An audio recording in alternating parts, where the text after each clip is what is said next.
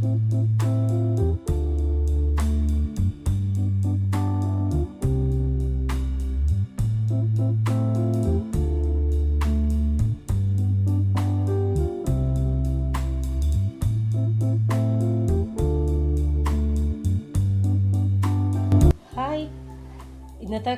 Photo കണ്ടപ്പോൾ മനസ്സിലായല്ലോ ഒരു തോരനാണെന്ന്.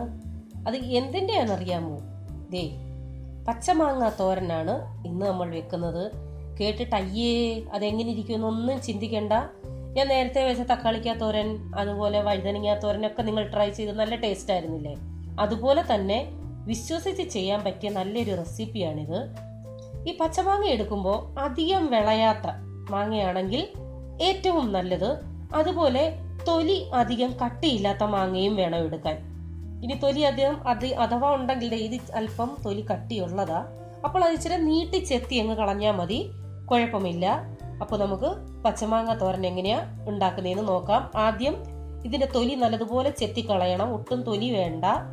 ഞാൻ പറഞ്ഞു കട്ടിയുള്ളതാണെങ്കിൽ ഇച്ചിരി കൂട്ടി ചെത്തിക്കോ. അതുപോലെ അധികം വിളയാത്തതും വേണം, അപ്പോൾ ഇച്ചിരി പുളി കുറവ് കാണും, അതിന് വേണ്ടിയാ. അപ്പൊ നമുക്ക് ആദ്യം ഇത് ചെത്തിയെടുക്കാം.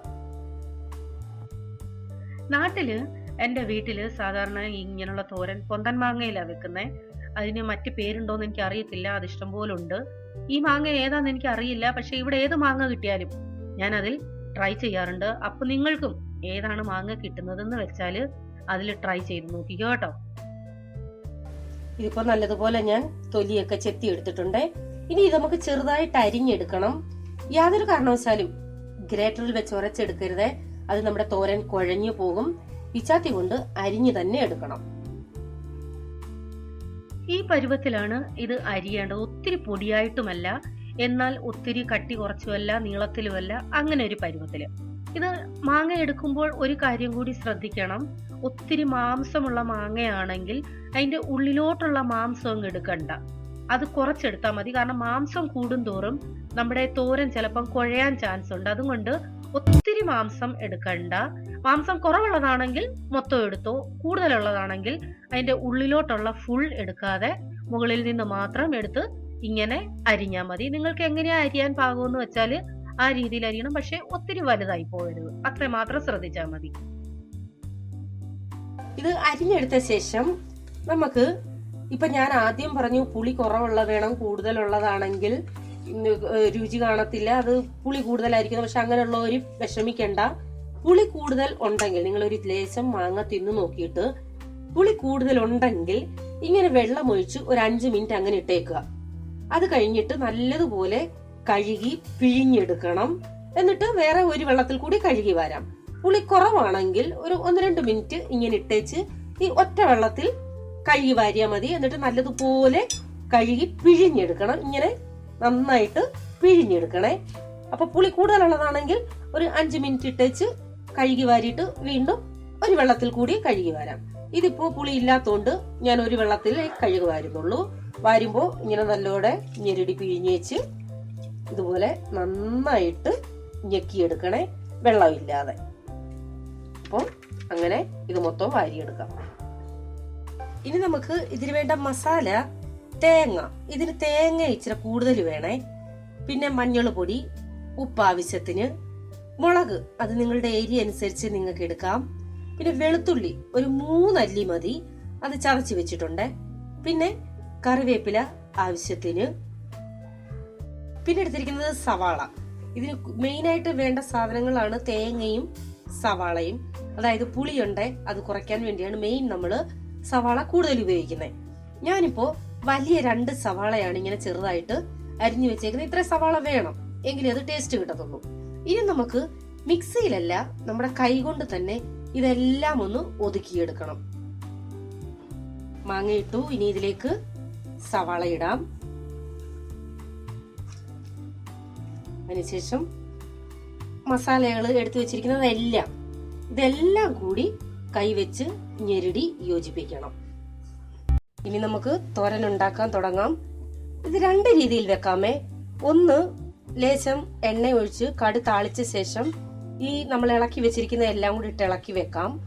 രണ്ടാമത്തെ രീതി, ലേശം എണ്ണ ഒഴിച്ച് ഈ ഇളക്കി വെച്ചിരിക്കുന്ന അത് ഇട്ട് ഇളക്കിയ ശേഷം ലാസ്റ്റിൽ കടുത്താളിച്ചിടാം. പിന്നെ ഒരു രീതി കൂടി ചെയ്യാറുണ്ട്. ആദ്യം ഈ മസാല എല്ലാം കൂടി ഇട്ട് വേവിച്ച ശേഷം, അതായത് നമ്മുടെ മാങ്ങ എല്ലാം കൂടി ഇട്ട് വേവിച്ച ശേഷം ലാസ്റ്റിൽ ലേശം വെളിച്ചെണ്ണ ഒഴിച്ച് എടുക്കാറുണ്ട്. ഞാനിപ്പോ ചെയ്യുന്നത് ആദ്യം നമുക്ക് കടുത്താളിച്ചിട്ട് ഇതെല്ലാം കൂടി ഇട്ട് വേവിച്ചെടുക്കുന്ന രീതിയാണ് ഞാൻ ചെയ്യുന്നത്. അപ്പോൾ നിങ്ങൾക്ക് ഇതിൽ ഏത് രീതി വേണമെങ്കിലും സ്വീകരിക്കാം. പിന്നെ വെളിച്ചെണ്ണയാണെങ്കിൽ കുറച്ച് ടേസ്റ്റ് കിട്ടും. അതല്ല എന്നുണ്ടെങ്കിൽ നിങ്ങൾക്ക് സൺഫ്ലവറോ ഏത് എണ്ണയാ വേണ്ടതെന്ന് വെച്ചാൽ അത് ഉപയോഗിക്കാം. അധികം എണ്ണ ഒഴിക്കേണ്ട, ലേശം ഒഴിച്ചാൽ മതി. എണ്ണ ചൂടായിട്ടുണ്ട്, കടുകിട്ട് കൊടുക്കാം. ഇനി ഉള്ളി, ഞാൻ കൊച്ചുള്ളിയാണ് കടുവറക്കാൻ എടുത്തേക്കുന്നത്. നിങ്ങളുടെ കയ്യിൽ കൊച്ചുള്ളി ഇല്ലെന്നുണ്ടെങ്കിൽ സവാള ഉപയോഗിച്ചു. കൊച്ചുള്ളി ഉണ്ടെങ്കിൽ ഏറ്റവും നല്ലത്.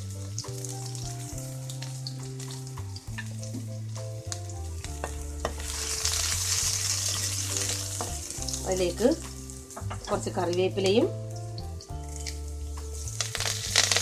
പിന്നെ വറ്റൽമുളക് ഉണ്ടെങ്കിൽ വറ്റൽമുളകും.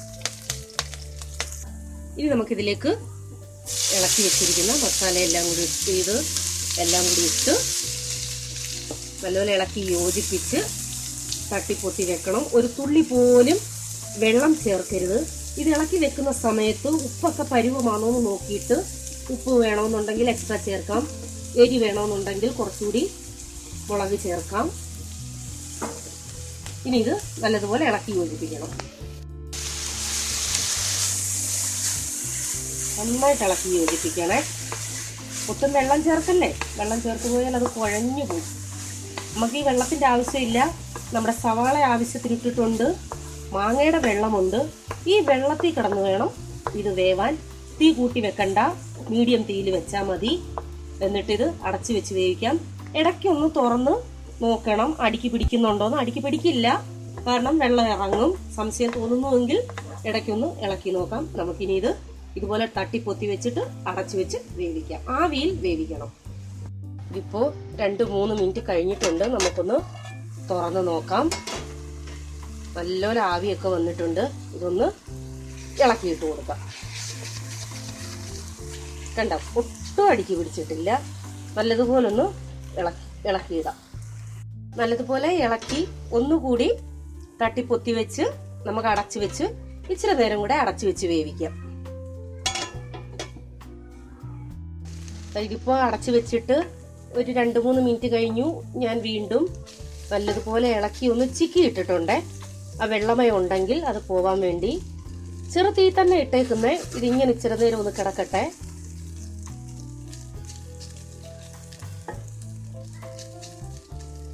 വെള്ളമയം ഉണ്ടെങ്കിൽ അത് പോവാൻ വേണ്ടിയാ. ഇപ്പൊ നമ്മുടെ തോരൻ റെഡി ആയിട്ടുണ്ട്. നിങ്ങൾക്ക് ലാസ്റ്റിൽ നമ്മൾ കടുതാളിച്ചിട്ടതെങ്കിലും വേണമെങ്കിൽ മുകളിൽ അല്പം വെളിച്ചെണ്ണ ഒഴിക്കാം. ഞാൻ ഒഴിക്കുന്നില്ല, വേണമെന്നുള്ളവർക്ക് ഒഴിക്കാം. ഇപ്പോ നമ്മുടെ തോരൻ റെഡി ആയിട്ടുണ്ട്. സോ നമ്മുടെ രുചികരമായ മാങ്ങാത്തോരൻ റെഡി ആയിട്ടുണ്ട്. ഇഷ്ടമായോ എല്ലാവർക്കും? അതിഷ്ടമാണോ എന്നറിയണമെങ്കിൽ ട്രൈ ചെയ്ത് നോക്കിയാലല്ലേ പറ്റൂ. അപ്പോൾ മാങ്ങ ഉണ്ടെങ്കിൽ ഇന്ന് തന്നെ ഇത് ട്രൈ ചെയ്യാൻ മറക്കരുത്. കാരണം വഴുതനങ്ങാത്തോരനൊക്കെ നിങ്ങൾ ട്രൈ ചെയ്തു, തക്കാളിക്കാത്തോരൻ ട്രൈ ചെയ്തു, എല്ലാം ടേസ്റ്റി ആയിരുന്നു എന്ന് പറഞ്ഞു. ഇതും ട്രൈ ചെയ്തിട്ട് പിന്നെ പലരും എനിക്ക് ഫേസ്ബുക്ക് പേജിൽ ഫോട്ടോയൊക്കെ അയച്ചു തരാറുണ്ട്. ഞാൻ ഇട്ട റെസിപ്പി ചെയ്ത് ട്രൈ ചെയ്തിട്ട് ഇതിന്റെയും ഫോട്ടോ ഇട്ട് തരാൻ മറക്കരുത്. അതൊക്കെ കാണുമ്പോൾ എനിക്ക് നല്ല സന്തോഷമല്ലേ. ഒരു സംശയവും വേണ്ട, നല്ല ടേസ്റ്റി ആയിരിക്കും നിങ്ങളിത് ചെയ്യുമ്പോൾ. 2 കാര്യം മാത്രം ശ്രദ്ധിച്ചാൽ മതി. ഒത്തിരി പുളിയുള്ളതാണെങ്കിൽ മാംസം അധികം എടുക്കണ്ട. അതുപോലെ തന്നെ വെള്ളത്തിൽ നല്ലതുപോലെ 2-3 പ്രാവശ്യം കഴുകി വാരുക. ഇത്രയും മാത്രം ശ്രദ്ധിച്ചാൽ മതി. അപ്പോൾ ഈ വീഡിയോ ഇഷ്ടമായെങ്കിൽ ലൈക്ക് ചെയ്യാൻ മറക്കല്ലേ, കമന്റ് ഇടണേ. എന്ത് സംശയം ഉണ്ടെങ്കിലും കമന്റ് ഇട്ടാൽ എനിക്കറിയാവുന്ന രീതിയിൽ ഞാനത് പറഞ്ഞു തരാം. അപ്പോൾ വീണ്ടും നിങ്ങൾക്ക് പ്രിയപ്പെട്ട ഒരു ടിപ്പോ അല്ലെങ്കിൽ കുക്കിംഗ് വീഡിയോയുമായി വരാം. Till then bye. God bless you.